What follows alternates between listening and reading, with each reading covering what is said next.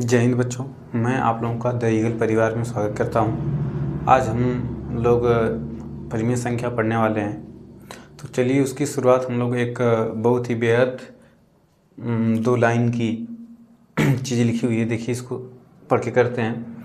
घायल तो यहाँ हर परिंदा है, मगर जो फिर से उड़ सका वही जिंदा है।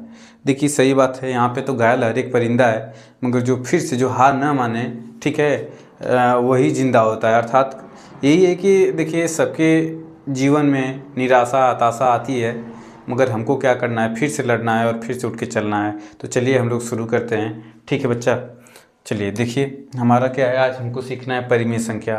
तो परिमेय संख्या देखिए क्या होता है, इसको इंग्लिश में बोलते हैं रेशनल नंबर। रेशनल नंबर, ठीक है। देखिए रेशनल नंबर क्या होता है, ध्यान सुनिएगा। रेशनल नंबर्स क्या होते हैं, अब थोड़ा सा रेशनल नंबर के बारे में हम लोग पढ़ेंगे कि वे संख्याएं, इसकी परिभाषा होती है कि वे संख्याएं जो p बाई क्यू के रूप में लिखी जा सकें, p बाई क्यू के रूप में लिखी जा सकें, ठीक है। और जहाँ पे q equal to not zero, q का मान जीरो ना हो, तो उसे हम कहते हैं परिमेय संख्या। परिमेय संख्या वे संख्याएं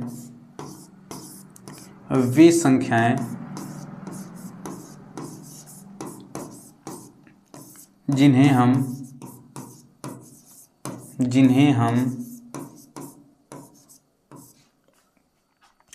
p बटा के q के रूप में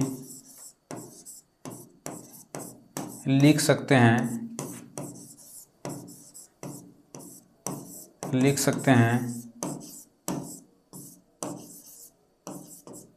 वे संख्याएं जिन्हें हम p बाई क्यू के रूप में लिख सकते हैं परिमेय संख्या कहलाती हैं। परिमेय संख्या कहलाती हैं।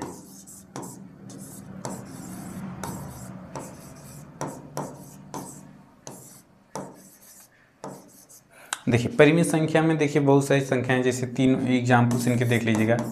3 बटा के 2, ये नहीं कि हम लोग लिखेंगे 1 बटा के 0। जब 1 बटा के 0 लिखेंगे तो यह परिमेय संख्या नहीं होगी, क्योंकि 0 से इनफाइनाइट टाइम तक उसमें भाग जाएगी, इसलिए उसको हम आप मतलब परिमेय संख्या नहीं कहेंगे, ठीक है।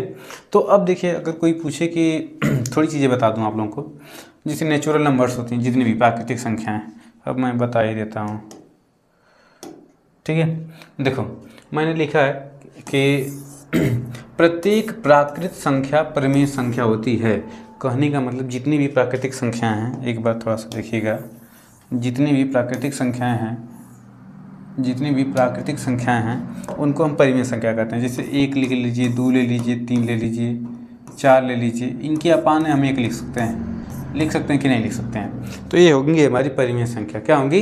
परिमेय संख्या। तो जितनी भी संख्याएं होंगी जिनको हम p बाई क्यू के रूप में लिख सकते हैं, वे क्या कहलाती हैं? परिमेय संख्या कहलाती हैं। तो प्रत्येक प्राकृतिक संख्या परिमेय संख्या होती है, प्रत्येक पूर्ण संख्या परिमेय संख्या होती है, प्रत्येक पूर्णांक परिमेय संख्या होती है। तो एक चीज़ मैं यहीं पे नंबर लाइन से आपको बता दूं कि देखिए प्राकृतिक संख्या क्या होती है, तो जितनी भी हम लोगों ने सीखा था, जितनी भी गिनती की संख्याएं होती हैं 1 से चालू होंगी, ठीक है, और कहाँ तक जाएंगी? अनंत तक जाएंगी।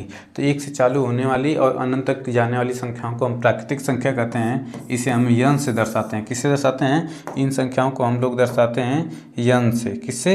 यन से। तो प्रत्येक प्राकृतिक संख्याएँ यन से दर्शाई जाती हैं, और जब इसमें इंक्लूड कर लिया जाता है 0 को, तो ये इसको हम होल नंबर कहते हैं, W से, जिसे पूर्ण संख्या। तो प्रत्येक पूर्ण संख्या भी क्या होती है?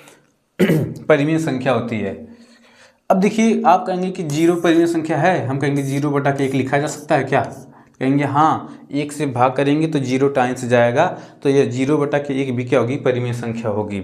अब आते हैं हम लोग इधर आएंगे तो -1, इधर -2, इधर -3, ठीक है, और आएंगे इधर कहाँ तक? अनंत तक। तो ये भी जितनी भी निगेटिव संख्याएं हैं, पॉजिटिव संख्याएं हैं, इन संख्याओं को जब आपस में एक साथ लेते हैं तो इन्हें हम पूर्णांक कहते हैं। क्या कहते हैं? पूर्णांक कहते हैं। पूर्णांक को हम किससे दर्शाते हैं? तो पूर्णांक को हम अगर माने तो पूर्णांक को हम इंटीजर i से दर्शाते हैं। तो ये सारी संख्याएं, ये पूरी संख्याएं, सबको हम पूर्णांक कहते हैं। तो प्रत्येक पूर्णांक भी क्या होती है? एक परिमेय संख्या होती है। अब चलिए हम लोग नेक्स्ट चलते हैं। अब स्थानीय मान या आकस्मिक मान। तो चलिए बच्चे देखते हैं स्थानीय मान क्या होता है। सबसे पहले हम लोग जानेंगे स्थानीय मान, जिसे प्लेस वैल्यू कहते हैं। अब एक चीज़ जानिए, जैसे मान लीजिए कोई नंबर लिखा हुआ है 5 3 2 1, 5 3 2 1 मतलब 5321 पढ़ते हैं। तो यहाँ पे जो एक होता है इसको हम बोलते हैं इकाई का प्लेस, इकाई का स्थान। इसके बाद जो 2 होता है इसे हम बोलते हैं दहाई, ठीक है, दहाई। अब इसके बाद जो यहाँ पे 3 है इसको बोलेंगे सैकड़ा, सैकड़ा, ठीक है, ये हो गया हमारा सैकड़ा। इसके बाद जो इसकी वैल्यू है 1000। अगर मैं कहूँ कि अगर इसको छुपा लिया जाए तो इसकी एक केवल 5 की वैल्यू कितनी होगी, तो 5000 होगी। अगर मैं बस सब कुछ छुपा लूँ, बस 1 की वैल्यू पूछूँ तो 1 होगी। यहाँ पे मैं 2 की वैल्यू पूछूँ, अगर इसको छुपा लूँ तो 2 की वैल्यू हो जाएगी कितनी, 20। क्या हो जाएगी 20। यहाँ पे 1 की वैल्यू कितनी होगी, 1 होगी। यहाँ पे इनको छुपा लूँ, यहाँ पे अगर 0 0 हो जाए तो 3 की वैल्यू कितनी होगी, तो हमारी 3 की वैल्यू होगी 300। ऐसे ही 5 की वैल्यू कितनी होगी, 5000। तो जिस स्थान पे जो अंक है उसकी एक वैल्यू होती है, उसी को हम कहते हैं प्लेस वैल्यू। क्या कहते हैं, प्लेस वैल्यू। अब जिसे देखिए इकाई है 1 है, तो इसको हम लोग लिखते हैं इकाई मतलब होता है 1, कौन सा नंबर है, 1 है, तो 1 × 1 = 1। दहाई का मतलब क्या होता है, दहाई का मतलब होता है 10। कितना होता है, 10। इस स्थान पे कौन है, 2 है, तो 2 × 10 = 20 आ गया। ऐसे ही 3 है, तो यहाँ पे 3 है, सैकड़ा का मतलब होता है 100 का गुणा करेंगे तो 300 आएगा। ऐसे ही 5 है, अगर हम कहें कि यहाँ पे 5 और 1000 का मतलब होता है 1000, ठीक है, 1000 का गुणा करेंगे तो कितना आएगा, 5000। तो ये तो हो गई हमारी क्या, प्लेस वैल्यू। क्या हो गई, प्लेस वैल्यू। अब हम लोग आते हैं फेस वैल्यू पे, जाति मान या अंकित मान या वास्तविक मान। देखिए बच्चे, इसमें क्या होता है कि जो जाति मान होता है या अंकित मान होता है, इसमें हम लोग देखेंगे कि देखिए फेस वैल्यू में जैसे एक नंबर मैं ले लेता हूँ 5321, शायद मैंने इसी को लिया था ना, हाँ चलो दूसरा कोई नंबर ले लेते हैं या इसी को ले लो। तो इसमें कोई पूछे कि इसका मान कितना है, यहाँ पे यह अंक की वैल्यू क्या है, तो इस अंक की वैल्यू बस पूछा जाए तो यहाँ पे 1 है, यहाँ पे कौन सा है, तो 2 है, यहाँ पे कौन सा है, 3 है, यहाँ पे कौन सा है, 5 है, ठीक है। तो इनकी यह फेस वैल्यू है, ये कौन सा अंक है, तो हम कहेंगे 5 है, ये कौन सा है, 3 है। तो इनकी एक स्थान की वैल्यू ना पूछे, यहाँ की वैल्यू पूछे, कौन सा नंबर है, तो उसे हम कहते हैं फेस वैल्यू। भले कहीं भी किसी भी स्थान पर हो, उसकी फेस वैल्यू वही होती है जो अंक होता है। एक बात और मैं बता दूं कि देखिए जो 1 होता है, ध्यान सुनिएगा, 1 या इकाई अंक, ऐसे छोड़ो इसको मिटाते हैं, ठीक है। अब हम लोग चलते हैं इकाई अंक। जो इकाई अंक होता है, इकाई अंक का स्थानीय मान जिसे हम प्लेस वैल्यू कहते हैं, यह हमेशा अंकित मान के बराबर होता है। अंकित मान के क्या होता है, बराबर होता है, अर्थात फेस वैल्यू के क्या होता है, place value always equal to the face value on the position of unit digit. जो यूनिट डिजिट होता है, इकाई अंक होता है, इकाई अंक का जैसे अगर मैं कहूँ कि इसकी फेस वैल्यू कितनी होगी, 1 होगी, इसकी प्लेस वैल्यू कितनी होगी, 1 होगी, मगर इसकी फेस वैल्यू कितनी होगी, 2 होगी, प्लेस वैल्यू 20 हो जाएगी, ठीक है। तो केवल इकाई अंक का ही स्थानीय मान और अंकित मान दोनों क्या होता है, बराबर होता है। केवल और केवल इकाई अंक का ही स्थानीय मान और अंकित मान क्या होता है, बराबर होता है।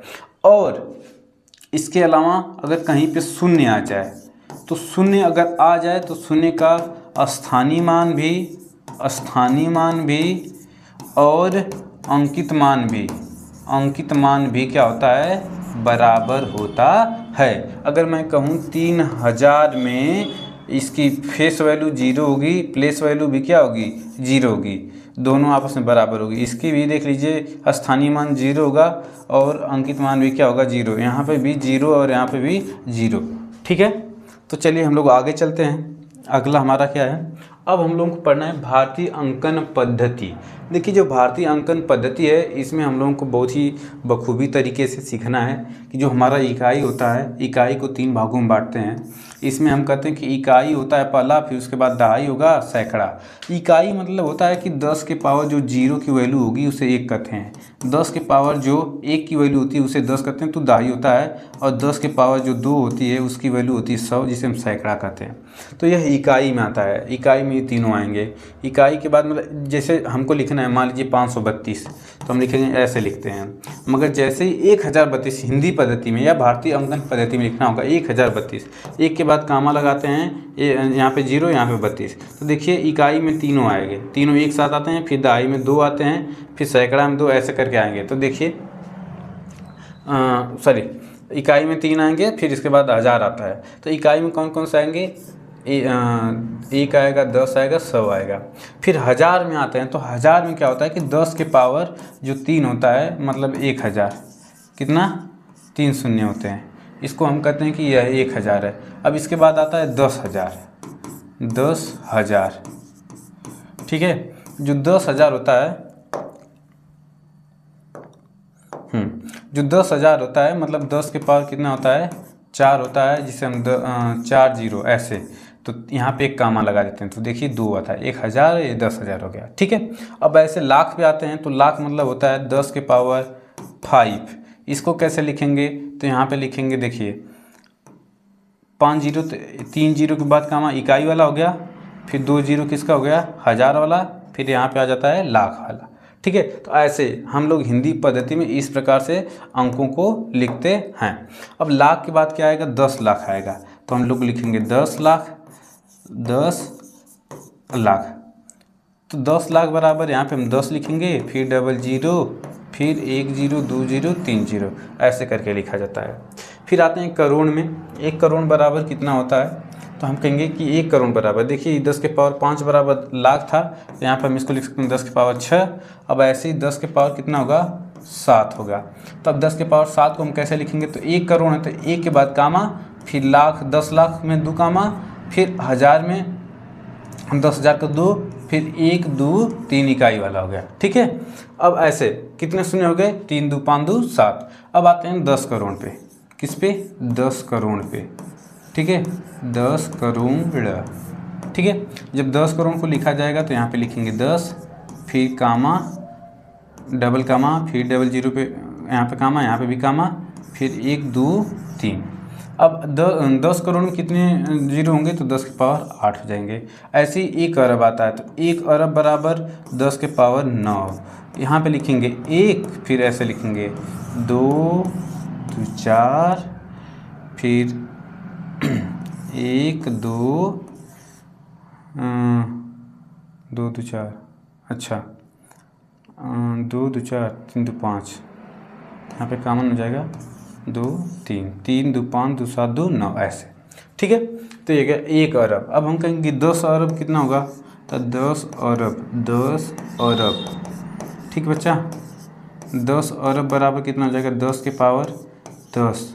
अब ऐसे लिखेंगे यहाँ पे 10, फिर 00 00, फिर 00, फिर 1 2 3, ऐसे करेंगे। फिर आएगा खरब। खरब में क्या होगा, कितने शून्य होंगे, तो 1 खरब बराबर 1 खरब बराबर 10 के पावर 11, फिर 10 खरब बराबर 10 खरब बराबर 10 के पावर 12।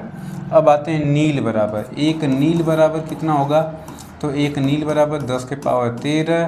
10 नील बराबर कितना होगा, तो 10 नील बराबर 10 के पावर 14। फिर आता है इसके बाद पद्म। पद्म, पद्म में कितना होगा, तो 10 के पावर 15। 10 पद्म बराबर कितना होगा, तो 10 के पावर 16। फिर इसके बाद आता है शंख। शंख में कितना होगा, तो 10 के पावर 17। फिर आता है 10 शंख, ठीक है। 10 शंख बराबर 10 के पावर 18 होता है, ठीक है। तो ये हमारा हो गया हिंदी पद्धति। हिंदी पद्धति में शंख तक जाता है, कहाँ तक जाता है, शंख तक, ठीक है। तो हम लोग चलते हैं अब आगे। अब आ जाते हैं अंतर्राष्ट्रीय अंकन पद्धति में। तो अंतर्राष्ट्रीय जो अंकन पद्धति होती है, इसमें थोड़ा अलग तरीके से होता है। हम लोगों ने सीखा कि हिंदी पद्धति में 3 शुरू में इकाई मतलब 3 अंकों के बाद कामा लगाना चालू करते हैं, फिर 2 अंकों के बाद कामा लगता है। मगर इसमें क्या होता है कि इसमें देखिए इकाई होगा, ठीक है। यहाँ पे होगा दहाई ओनली, इकाई और दहाई होता है, ठीक है। फिर आता है हजार, फिर आएगा 10,000, 10,000, फिर आएगा मिलियन, फिर यहाँ पे आएगा 10 मिलियन, 10 मिलियन। तो चलिए देखते हैं। इकाई मतलब 10 के पावर 0 मतलब 1, 10 के पावर 1 मतलब 10। अच्छा यहाँ पे सैकड़ा रहेगा, सैकड़ा, ठीक है। अब देखिए सैकड़ा में यहाँ पे क्या आ जाएगा, 10 के पावर 2 बराबर 100। अब यहाँ पे क्या आएगा, 10,000 मतलब 1000 आएगा, तो 1000 में 10 के पावर 3 होगा, 10,000 मतलब 10 के पावर कितना 4, फिर 100,000 आता है यहाँ पे, 100,000, ठीक है। 100,000 मतलब 10 के पावर 5। अब देखिए मिलियन आएगा, तो 1 मिलियन बराबर 10 के पावर 6, फिर 10 मिलियन तो 10 के पावर 7 होगा, ठीक है। फिर 100 मिलियन आएगा, 10 के बाद यहाँ पे लिख देता हूँ 100 मिलियन, 100 मिलियन, ठीक है। 100 मिलियन 10 के पावर कितना आ जाएगा 8। अब आते हैं बिलियन पे, तो 1 बिलियन बराबर कितना होगा, तो देखिए 1 बिलियन बराबर 10 के पावर कितना होगा 9, फिर 10 बिलियन, 10 बिलियन बराबर कितना होगा, तो 10 के पावर 10, फिर 100 बिलियन बराबर कितना होगा, तो बिलियन बराबर तो 10 के पावर 11।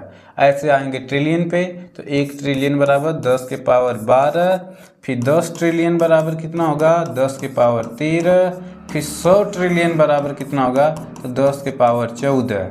फिर आते हैं क्वाड्रिलियन, तो जो क्वाड्रिलियन होता है तो 1 क्वाड्रिलियन बराबर 10 के पावर 15, फिर 10 क्वाड्रिलियन बराबर 10 के पावर 16, 100 क्वाड्रिलियन बराबर 10 के पावर 17, यहाँ पे 16 रहेगा।